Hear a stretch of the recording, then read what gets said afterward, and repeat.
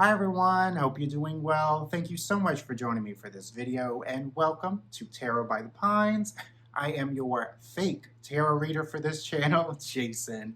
The hashtag Real Tarot Readers was started by Rochelle over at Amethyst Ascension, which I highly suggest you check out her channel because she is so lovely. I could listen to her talk every day, all day. I could listen to her read a book, read a food menu, what have you. So I will definitely put in her video as well as her channel in the description box below. Hashtag was very interesting, so I wanted to jump on the bandwagon and give my 2 cents. I've been in tarot since 2019-ish, so I think I have valid points. So in the hashtag, Rochelle has given us 14 prompts to answer, and let's go ahead and get started. The first prompt is, do you have to know all the book meanings to be a tarot reader? If so, what book meanings? You do not have to know all the book meanings. I do think you need to know the gist of every 78 cards in order to be a successful or real tarot reader. Going into prompt number 2, can you be an intuitive who uses the tarot cards and be considered a tarot reader? I'm going to say yes and no. I'm going to say no first because if you don't know the gist of all 78 cards, then I don't think you're reading the cards accurately. And I'm going to say yes because once you know the gist of all these meanings, your intuition can pull out certain things that not necessarily all the book meanings will be able to point out to you.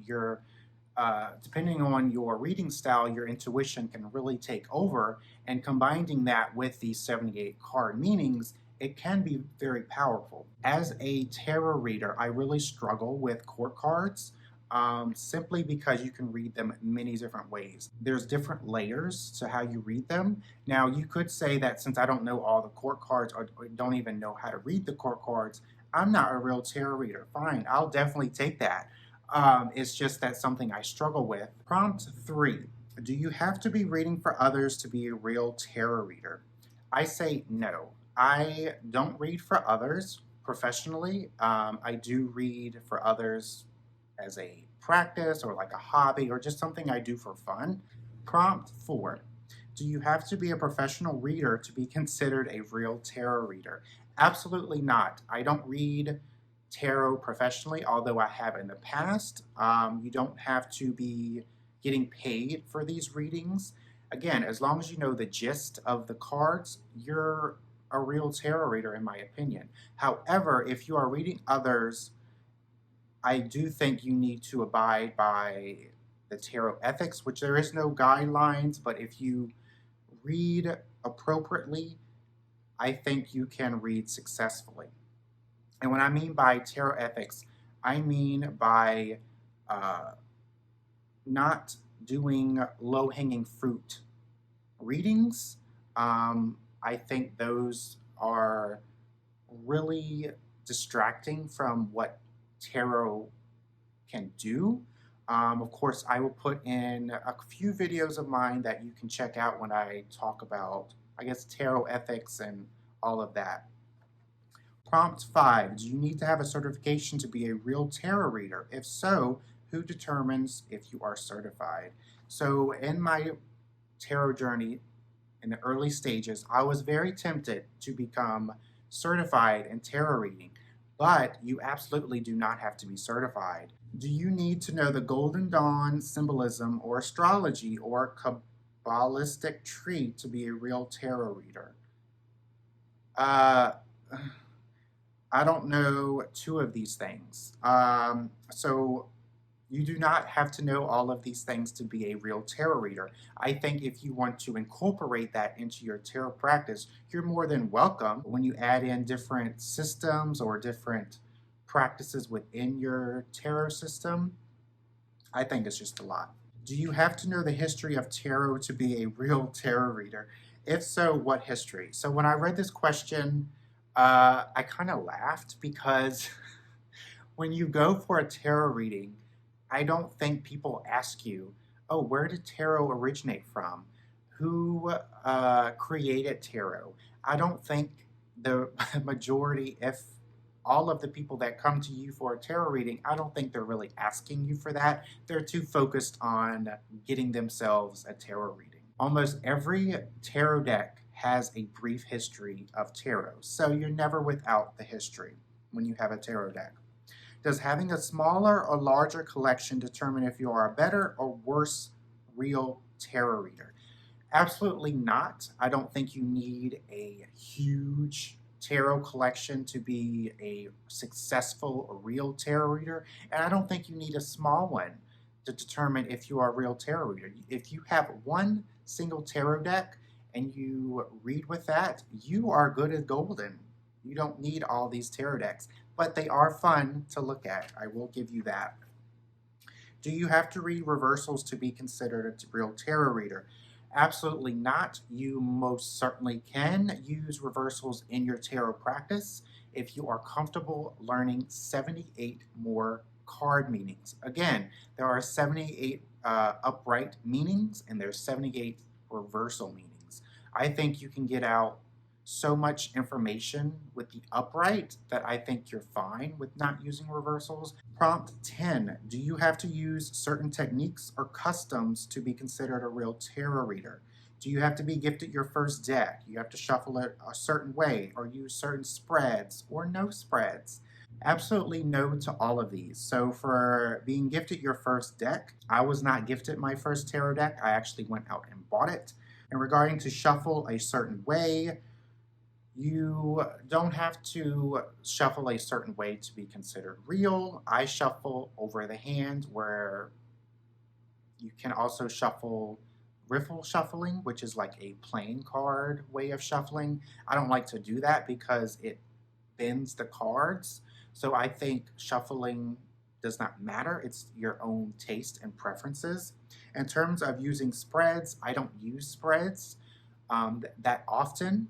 But you're more than welcome to use to enhance more direction in terms of the cards, but you don't need to use the spreads in order to get out the information that's coming within the cards. Prompt 11, do you need to read a certain way to be considered a real tarot reader? For an example, be a psychic, read with a divine communication, higher self connection, psychological, or even predictive reader. So first off, two of these words are very triggering for me, predictive reader and even psychic. This goes into tarot ethics, where if you claim that you are psychic or you can predict the future, I feel like, especially if you do it on YouTube, I feel like these are very low-hanging fruit where it's very clickbaity and you're just reading the cards in a way that really won't answer the querent's questions. They're just really open answers that really don't lead anywhere. But I don't think you need to read a certain way. But if you are comfortable reading one of these ways and you're just comfortable reading with that, sure, you can go ahead with that, but you don't need to read a specific way. Again, it goes back to if you can get the gist of the cards and the meanings, you're golden, baby. Prompt 12, can you refer to your guidebook and still be considered a real tarot reader? I'm going to say yes and no to this. So yes, I think you can refer to your guidebook if you are, maybe let's say, reading for yourself. You absolutely can, because I mean, sometimes we stumble, especially when we're having a new deck and we're reading with it. We have to refer to the guidebook sometimes because the illustrations are like so far out of the traditional artwork that you really need to consult with the guidebook.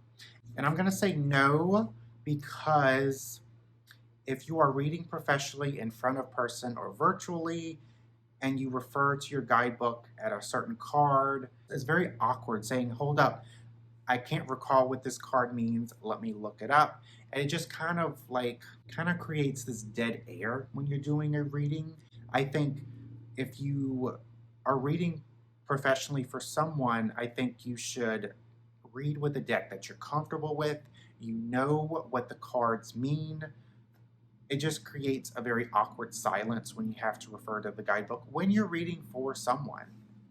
But if you're reading for yourself, have at it, baby. Have at it. Is reading with playing cards, Lenormand, oracle cards, or Kipper, or any other cards besides tarot still considered a real tarot reader? Absolutely not, because they are outside of the tarot system, although from my understanding you can read tarot with playing cards, but then again you're still missing the major arcana. The final prompt: what denotes a real tarot reader to you? So what signifies a real tarot reader to me is that if I give you a card or two and you can give me the gist of those cards like that, I think you're just as real as anyone who knows the gist of the cards.